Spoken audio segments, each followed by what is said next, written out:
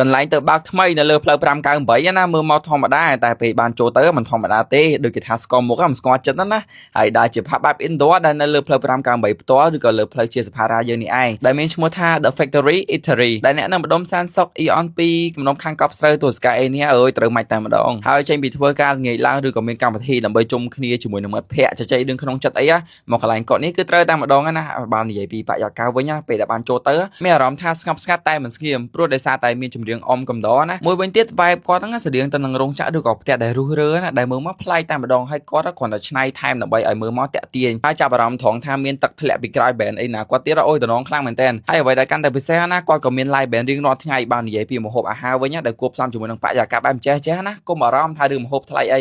មានតែ10000រៀលក៏បានម្ហូបមួយចានដែរអ្វីដែលកាន់តែពិសេសណាគឺហាងគាត់កំពុងតែវា promotion ដែលម្ហូបអាហារបញ្ចុះតម្លៃសល់តែ10000រៀលដែលមានរៀងរាល់ថ្ងៃច័ន្ទរហូតដល់ថ្ងៃពហុហើយម្ហូបហ្នឹងមានដូចជាពោតឆាដលងបារាំងអំពងសាច់ក្រកគោអាំងឯនេះហើយនឹងស្លាក់មាន់អំពងឯហ្នឹងអូគឺមានច្រើនសម្បូរបែបទៀតហើយមិនត្រឹមតែប៉ុណ្្នឹងទេគាត់ក៏មាន happy hour មួយថែមមួយទៅលើ beer stand ដែលចំណុះ1លីត្រកន្លះហើយ happy hour ហ្នឹងគាត់ចែកជា2វេនណាដែលមានពីម៉ោង2រសៀលរហូតដល់ម៉ោង6ល្ងាចនិងវេនទី2ចាប់ពីម៉ោង10កន្លះយប់ឡើងទៅហើយនៅមិនទាន់អស់ទេសម្រាប់ការមកជាក្រុមណាបើបានកក់តុកមុនអីគឺទទួលបាន discount តែម្ដងដែល discount ហ្នឹងសម្រាប់សមាជិក10នាក់ឡើងទៅនឹងទទួលបាន 10% ទាំងម្ហូបអាហារនិងភេសជ្ជៈចំណែកឯសមាជិក15នាក់ឡើងទៅនឹងទទួលបាន 15% បើសិនជាសមាជិក20នាក់ឡើងទៅណាអូយនឹងទទួលបាន discount 20% តែម្ដងគឺអស់តួអីមកកន្លែងគាត់នេះហើយកុំឃើញបរិយាកាសបែបចេះអីណាគិតថាសម្រាប់តែមនុស្សធំណាក្មេងៗអូនៗតូចៗអីក៏អាចមកបានដែរកន្លែងគាត់ក៏មាន playground សម្រាប់គាត់លេងកម្សាន្តផងដែរហើយកាន់តែពិសេសនោះគឺគាត់ក៏មានជាម្ហូបអាហារសម្រាប់អូនៗក្មេងៗដែលមានជាប្រភេទ pizza ដំឡូងបារាំងមាន់បំពងអីជាដើមណាគឺដឹងតែទៅចិត្តគាត់តែម្ដងហើយស័ក្តិសមមែនទែនសម្រាប់មកជាលក្ខណៈគ្រួសារណាព្រោះមានគ្រប់សពតែម្ដងអស់បារម្ភរឿងកូនតូចៗដែលខ្លាចគាត់អប់សុកអីចឹងណា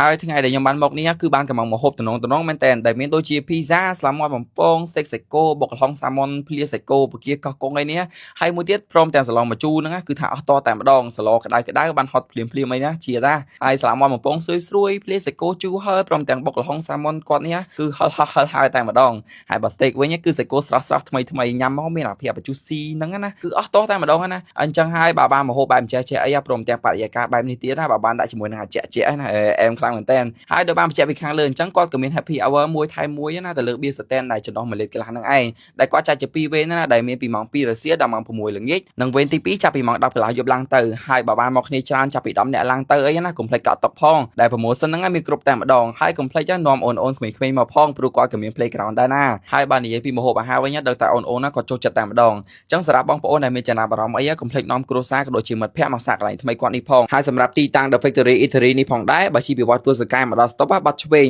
ហើយបន្តដំណើរទៅត្រង់តាមផ្លូវសំខាន់រហូតដល់ stop មួយទៀតរួចបោះស្ដាំដើម្បីបន្តដំណើរនៅលើផ្លូវ598ហើយជីប្រហែលជា600ម៉ែត្រទីតាំងហាងនៅខាងស្ដាំដៃនៅលើផ្លូវ598ហ្នឹងតែម្ដងហើយដែលកន្លែងគាត់បើកចាប់ពីម៉ោង10ព្រឹករហូតដល់ម៉ោង12យប់អញ្ចឹងសម្រាប់ព័ត៌មានល្បិតបន្ថែមខ្ញុំនឹងតម្លាក់ជូននៅក្នុងវីដេអូខាងក្រោមហើយវីដេអូនេះមានតែប៉ុណ្្នឹងទេអរគុណអ្នកទាំងអស់គ្នាដែលបានតាមដានវីដេអូមួយនេះចាំជួបគ្នានៅវីដេអូក្រោយទៀត